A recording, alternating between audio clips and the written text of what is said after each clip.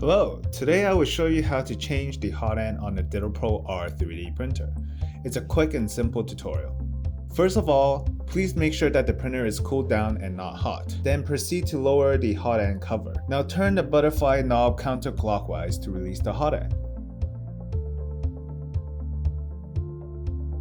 Once you bottom this out, this will give you enough space to remove it from the cavity. Once you have removed the hot end, please be careful not to pull too hard as the thermistor is still attached. Now twist the thermistor off.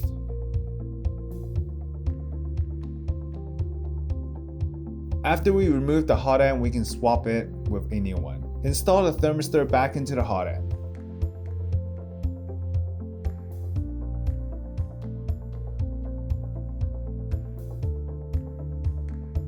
Align the hot end first, and then you can slide the hot end onto the heater cartridge. Then you can push it back into the cavity. Make sure the heater cartridge is flush with the heater block on the hot end. Afterwards, you can start turning the butterfly knob clockwise to tighten the hot end. Once it's tight, close the hot end cover and you're done. That is the end of our tutorial. Thank you for watching. I'll see you in the next video. In the meantime, keep 3D printing.